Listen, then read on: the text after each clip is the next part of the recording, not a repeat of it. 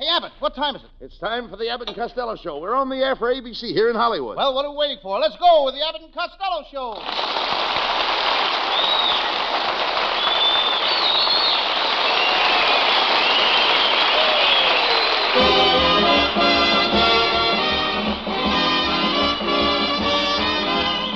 Yes, it's the Abbott and Costello Show, produced and transcribed in Hollywood for your listening and laughing pleasure. Chuckles with a carload and music by Matty Malnick. So hold on to your chairs, folks, for here they are, Bud Abbott and Lou Costello.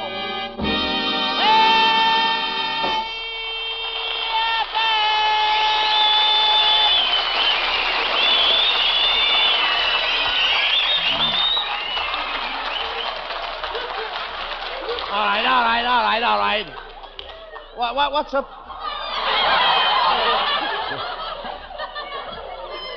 What's up? What's up tonight?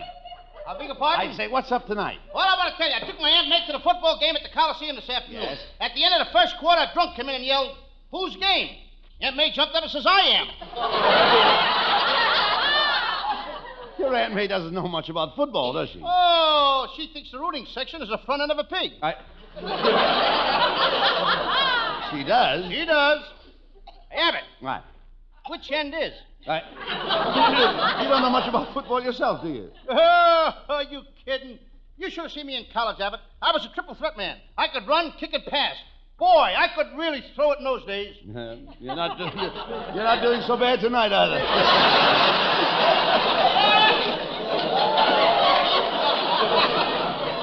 One time I made 30 touchdowns in the last 10 seconds of the game. Wait a minute. How could you make 30 touchdowns in 10 seconds? I had to. My mother had a bet on the game. You know, the quarterback would drop back, and then the left guard tackle and left end would open up a hole, and a hole big enough you could drive a truck through. And what did you do? I drove the truck. Once I caught a kickoff and started down the field, there were only 21 men between me and the goalpost. 21 men? Yes, even my teammates hated me. That's enough, Costello. I don't think you know the first thing about football. Tell me, what is an unbalanced line? An unbalanced line? Yes. Sidney Greenstreet's belt. Furthermore, I don't think you were even at a football game this afternoon. Oh, yes, I was. During the halftime, a section of the bleachers where all the co-eds were sitting collapsed, and I dashed over. Did you render first aid? Yes, sir. I picked up a cute little blonde and started carrying her out when a fellow says, "Here, give her to me." And I said, "Nothing doing, brother. There's plenty more back there. Go get your own." Oh, get him out of here.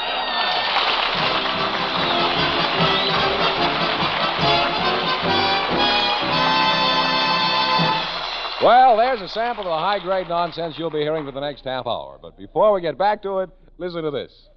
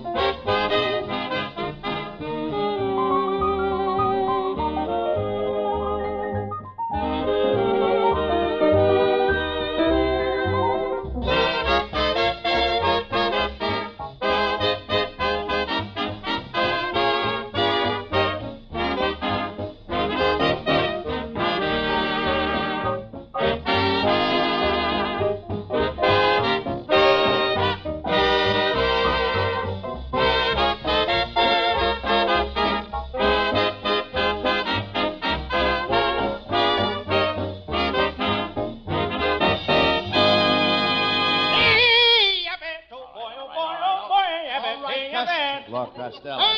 Wait a minute. That's a beautiful suit you're wearing tonight. I like it myself.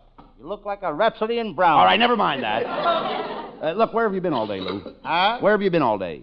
Well, I'll tell you, I was helping my Aunt May. She refurnished the whole house for Thanksgiving. What kind of furniture did she get? Chairs, tables, and beds. No. I mean, what period is the furniture? Louis the 14th, colonial, or late French provincial? It's early Army surplus. What? Don't have fun! Does Uncle Mike like the furniture? Yes, especially the four-poster bed. Last night he kicked her right over the end of the four-poster bed. Why in the world did he do a thing like that? He dreamed he was playing for Notre Dame and his team needed the extra point. Your Uncle Mike is just like you. You're both dopes. Yeah, my Uncle Mike is no dope, Abbott. He happens to be a very clever inventor. He just invented a new kind of motorcycle, and it's so fast. Get this. This motorcycle is so fast that you can get on it in Los Angeles at midnight and be in Cucamonga at 2 o'clock in the morning. Is that so? Yeah, but there's only one thing wrong with it. What's that? Who wants to be in Cucamonga at 2 o'clock in the morning?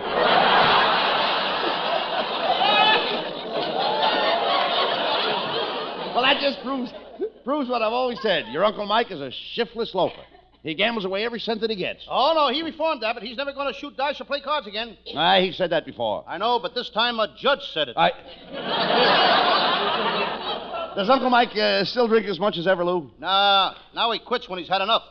How can he tell when he's had enough? Well, he sits across the table from Aunt May, and he sits there with a big bottle and he starts drinking. The minute Aunt May starts looking good to him, he knows he's had enough.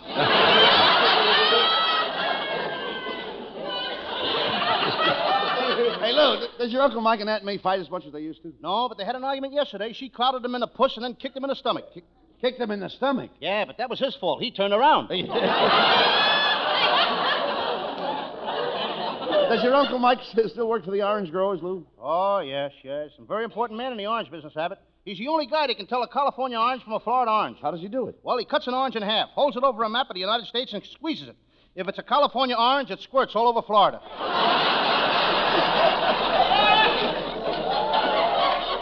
Look, Lou. Yes. Did you have a good Thanksgiving dinner? Well, I'll tell you as soon as I get to it. Yes, I did. I found it. Yes. But we didn't have any turkey. You didn't have a turkey? Why not? By the time I got to the butcher's, all the finance companies were closed. You mean to tell me that the price of turkeys is that high? The price is high. Yeah. There was one woman in a butcher shop that didn't buy anything, and that weighed 2 pounds. Look, never mind that. Did you buy a turkey? I handed the butcher $2 and says, "What kind of turkey can I buy for that?" And he handed me an egg. An egg? Yeah. An egg? Hey, so go sit on that and hatch out your own turkey. What do you think I got? I got a duck. A duck? Your peace talk says, well, where did you eat your Thanksgiving dinner? Over at the YWCA. The YWCA? Why, men aren't allowed in there. I know, but I love to go there. It takes so many of them to throw you out. You wanted to have Thanksgiving dinner with a girl. Why didn't you make a date with my wife? My wife's twin sister, Ella. Abbott, when I sit down at the table for Thanksgiving, I want to see a turkey, not an old crow. Ella's a lovely girl. Now, if you want to make a hit with her, why don't you buy her a box of candy? You know, she has a sweet tooth. I know, I've seen it. Too bad she hasn't got some more to go with it.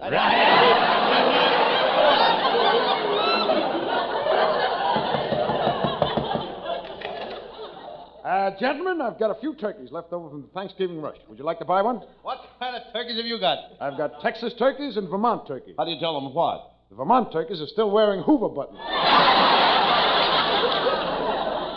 I don't think we'd be interested. Turkeys are too high this year. Well, then, how about buying a raffle ticket on a great big turkey for $25? I'll take 2 of them. Here's a $50. Thanks. Here's your tickets for the biggest turkey in town. Wait, just a minute. Whoa. These aren't tickets for a turkey. These tickets are for the Abbott and Costello radio show. Do you know of a bigger turkey? Dirty trick. He can't get away with that, Abbott. I'll break every bone in his body. Where did he go? Right through that door. He did, huh? Yeah.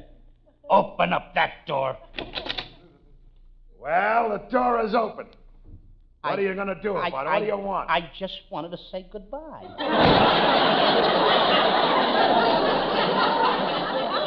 Costello, it's a shame. Thanksgiving Day is nearly over, and you didn't even get a turkey. Someday I'll be rich. Someday I'll have plenty of money. And when I do, I'll get a seat on the Chicago stockyard. You mean stock exchange? I mean stockyard. When all that meat comes in, I want to be there. Costello, I'm afraid you'll never have any money. You don't know the value of a dollar. How can I? Every time I learn the value of a dollar, some guy in Washington changes it. Well, happy Thanksgiving, boys. Look, Costello, it's our secretary, Viola Vaughn.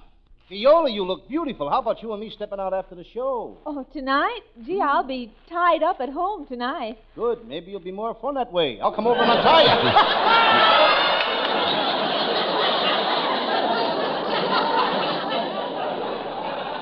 Viola, you must be very busy. Every time Costello asks you for a date, you're busy. Well, I am busy. Mondays I go to gym class. Tuesdays I play golf. Wednesdays I go horseback riding. And when I have nothing on, I go swimming. You couldn't pick a better time for it.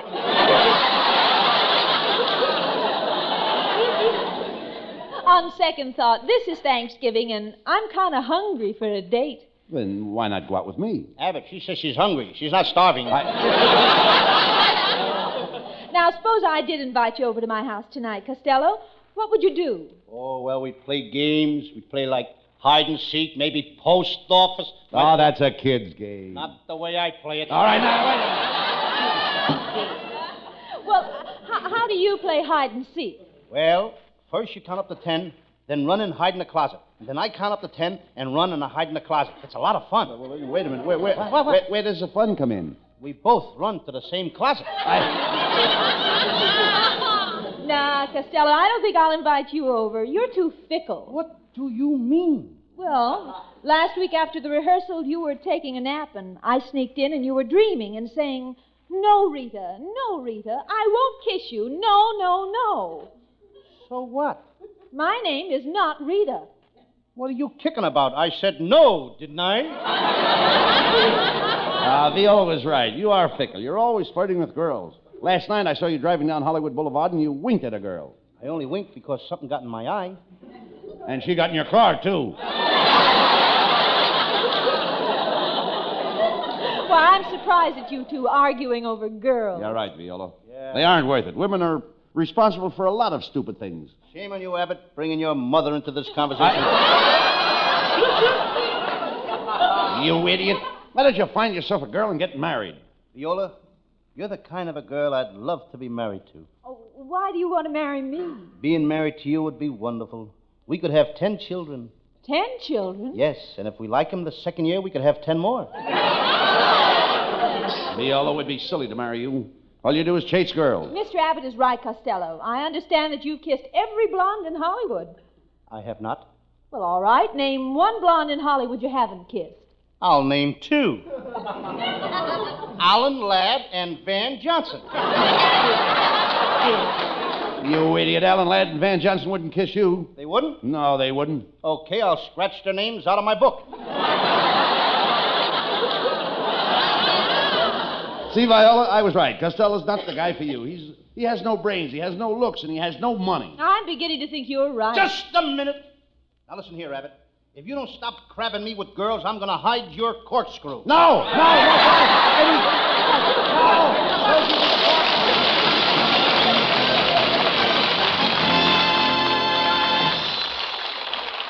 The plot thickens. Before it gets too thick, let's interrupt it for another reminder on a serious subject.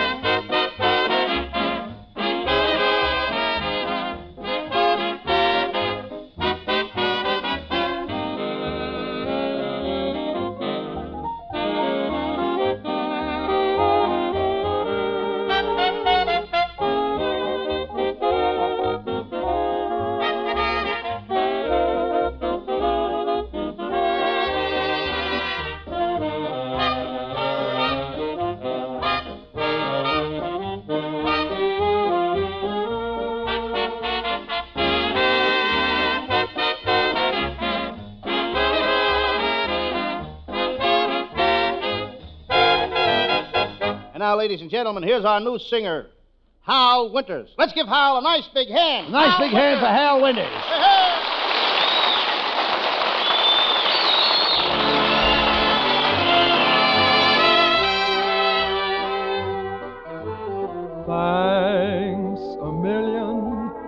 A million thanks to you for everything that love could bring you brought me.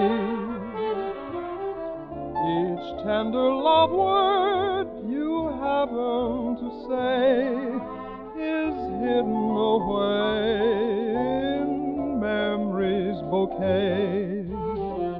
Thanks a million, for I remember too the tenderness that your caresses taught me. You made a million dreams come true, and so I'm saying thanks a million to you.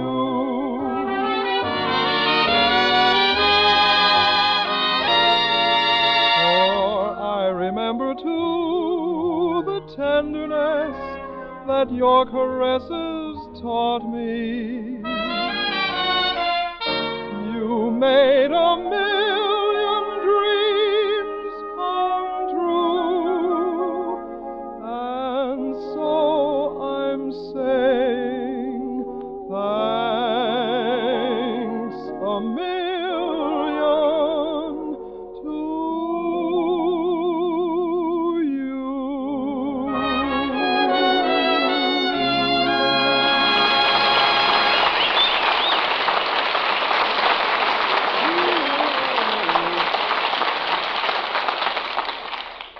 Costello, come over here. What are you doing out there in the hall? Hey, Abbott, the employees of the network just raffled off a turkey, and my number was 1189643265592. And?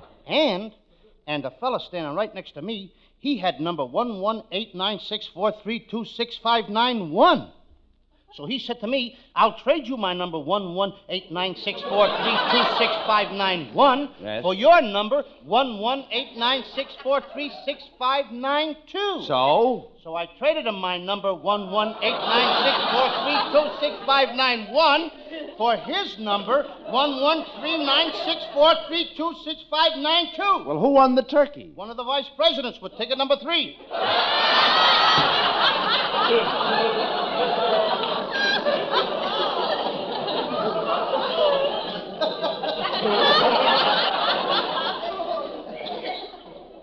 But I don't care, Abbott. I don't like turkeys anyway. If all the turkeys in the world were laid end to end, that's the part I would get.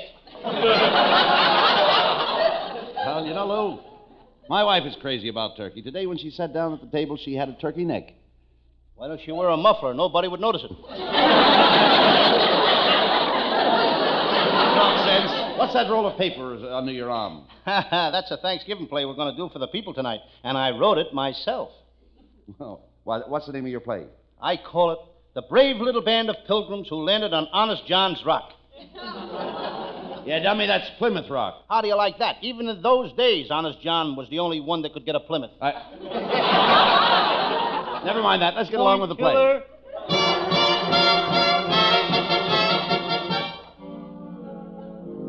And now, for our hero Lou Costello's play, we take you back to the year 1620, where we find a brave little band of adventurers aboard the good ship Mayflower.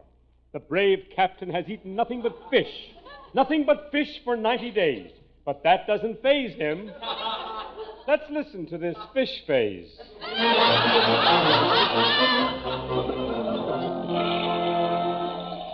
First mate John Alden Costello, where are you?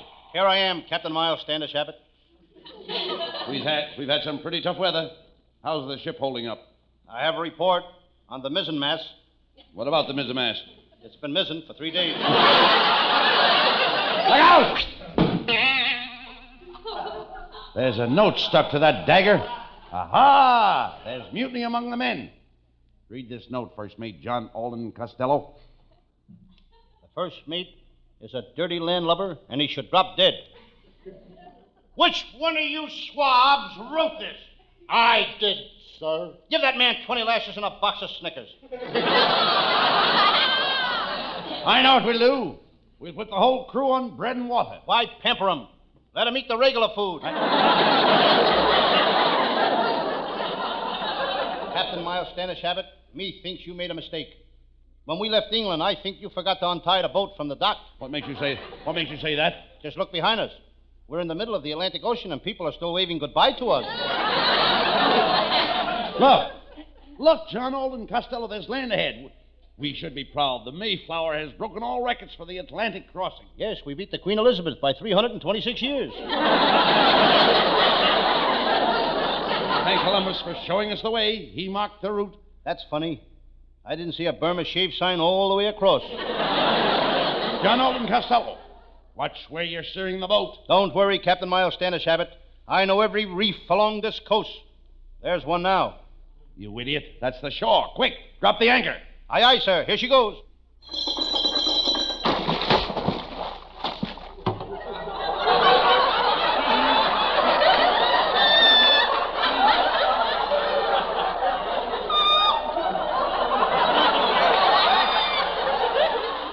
John Alden Costello, what are you doing down there in the water? What are you asking me for? Why don't you ask the sound man? He just got soaked.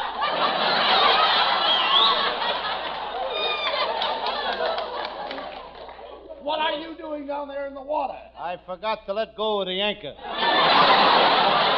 So the little boat Mayflower made the crossing. The shore was deserted. No Indians came down to greet them. It was 7 o'clock on a Sunday night. All the Indians were home in their wigwams. Listen. They're all trying to guess the mystery tune on Stop the Tom Tom. First mate John Alden Costello drops the gangplank, and down the runway comes the beautiful Priscilla.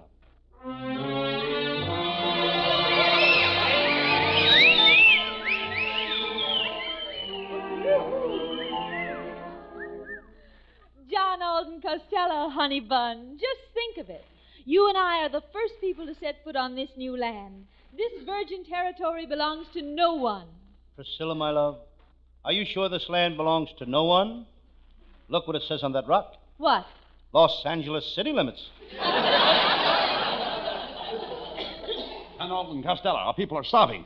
We must go into the woods and get food for our little band of pilgrims. Look over there, Abbott. There's a field of corn. That's Indian corn. That's maize. Do you think May would mind if we take a little? What are you talking about? You just said the corn belonged to May. I did not. I said the corn was maize. Then it's May's corn. That's right.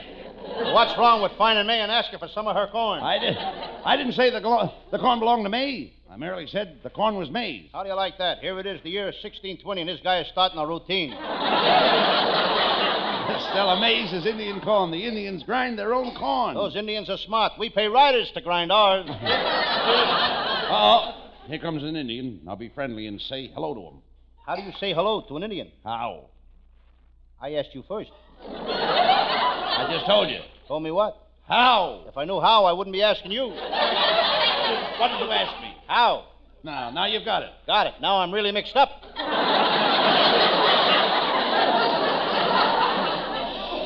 Stella, they may be after our scalps. Look, there's a note tied on that arrow. I'll read it. Men, are you slowly losing your hair? See Chief Tomahawk and lose it all at once. Costello, here comes an Indian, and he has his hand raised. Say something to him. Chief, you can go now.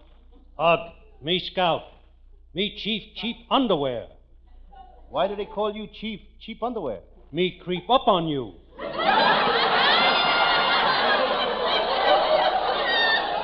Step on my side and make way for Big Chief.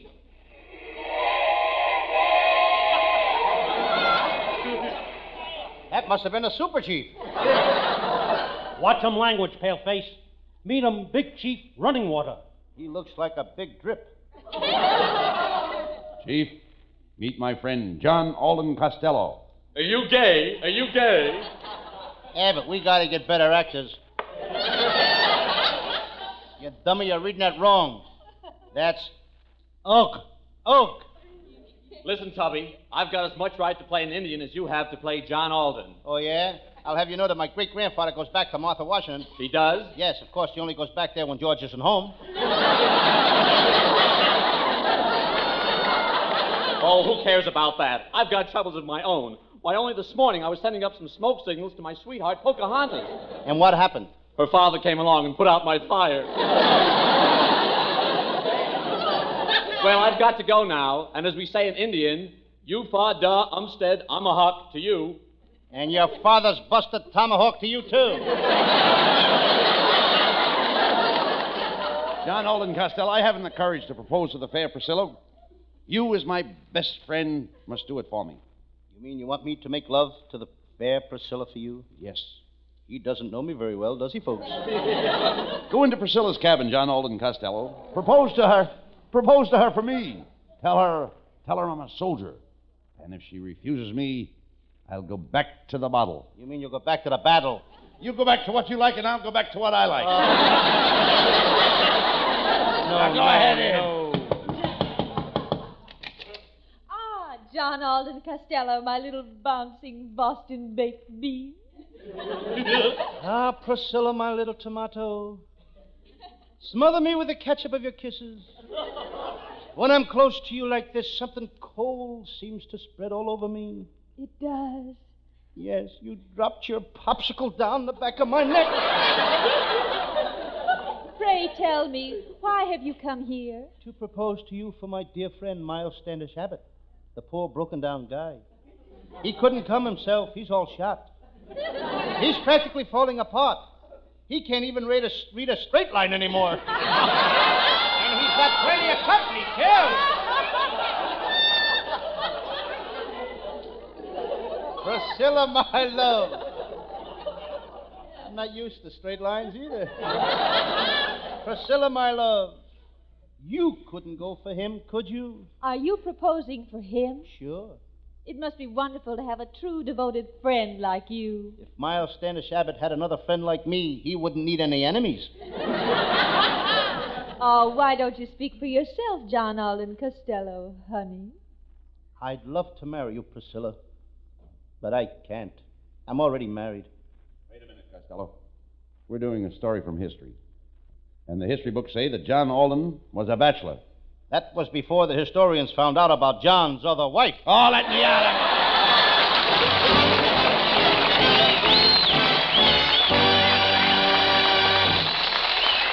Don't go away, folks. Our madmen aren't through with you yet. Right now, they want you to hear this.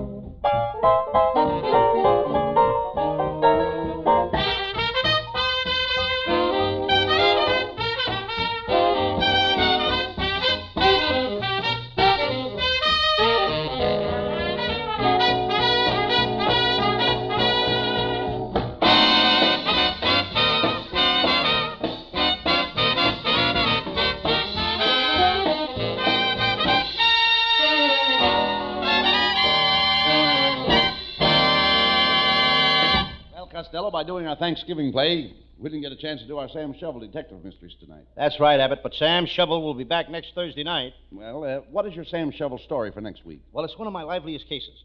I call it the case of the chorus girls who went swimming in their underwear or down to the sea in slips. Well, that's about all for tonight, Costello. All except telling the folks about our swell gang that helps put the show together. Our writing staff is headed by Eddie Foreman with Paul Conlon, Pat Costello, Martin Ragaway, and Leonard Stern. And let's not forget our capable producer, Charles Vander. And let's not forget to say good night. Good night, folks. Good night to everybody in Patterson. Good night.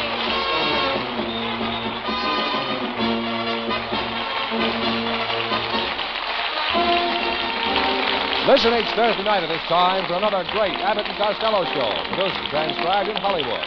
Be sure to stay tuned for the outstanding entertainment which follows throughout the evening on this ABC station.